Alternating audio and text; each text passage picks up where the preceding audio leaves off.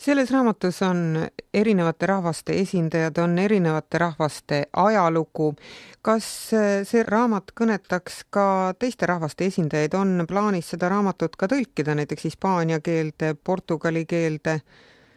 No see on hea küsimus ses mõttes, et tegelikult oligi plaanis see raamat kirjastada meil esmalt just Hispaanias, kuid sai ümber mõeldud mõningatest Eestist saadud soovitustest lähtudes.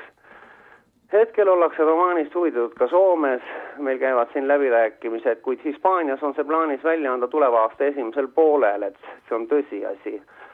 Siin on romaan samuti kindlasti huvipakkuv, sest kohalikud on väga huvitatud kirjandusest, mis räägib nii-öelda nende koduste tagasivaatest nende ajaloole välismaalase pilgu läbi. Pean siin silmas siis Kataloonia raskeid aegu Franco režiimi ajal ja loomulikult valgustab teos neile ka Nõukogude okupatsiooni aegu Eestis. Kui aga juba kord teos hispaaniakeelsena on väljas, siis teadagi avanenud võimalused kogu hispaaniakeelses maailmas. See on ju selge, eks ju, et leiab romaanist kriitikat katoliku kiriku pihta ja Barcelona on vaidlemata Lõuna-Ameerika immigrantidele üks lemmiksihtpunktidest. Mehhiko on muidugi küsitav, sest siin ma nüüd avaldan niisuguse nii-öelda saladuse, et teoses on mehhiklastele üks väga olulise tähendusega poliitilise alatooniga paljastav skandaal, mis eestlastest lugejatele võib märkamatuks jääda küll.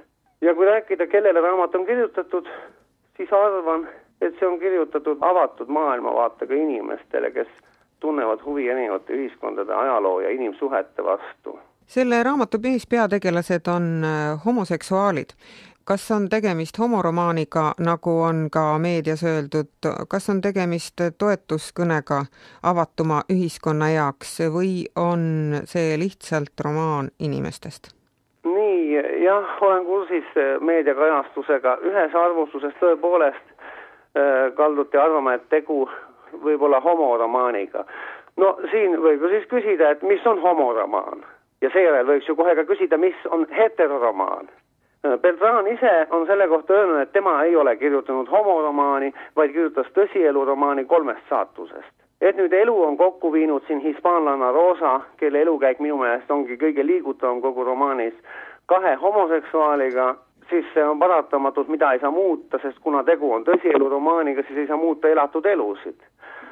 Mõningad Antonio stseenid võivad ju olla mõnele lugejale isegi öövastavad, kuid tähelepanelikumale peitub neis stseenides ju tegelikult kirjaniku äärmiselt hea huumorimeel. Ja üldse sobib eks siin kohale kõige enam Jan Bertrani enda ütlus, et lugeja ootab tõde. Kui minna tagasi mõningatesse stseenidesse romaanis, siis ise olen arvamusel, et tõde ei pea ilmtingimata alati kõigile meeltmööda olema, sest tõde on ju igasugust.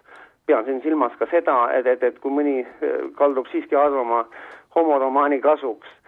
Kui kirjanik hoolikalt valib, mida lugejale paljastab, siis kas sellist romaani on üldse mõtet kirjutada ja kas seda saab siis nimetada tõsieluromaaniks? Arvan, et ei. Nõnda juhtub tihtilugu eluraamatutega.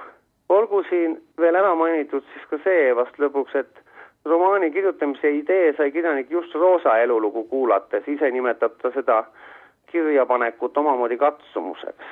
Ja kokkuvõtlikult lühidalt võikski öelda, et romaan on lihtsalt inimestest, kuid inimestest, kelle elus on nii palju juhtunud, et selle jagamisel teistega on omaette väärtus. Aitäh, Rein-Oliver Topper Barcelonast, raamatu La Mala Vida ehk neetud elu, kirjastaja ja toimetaja.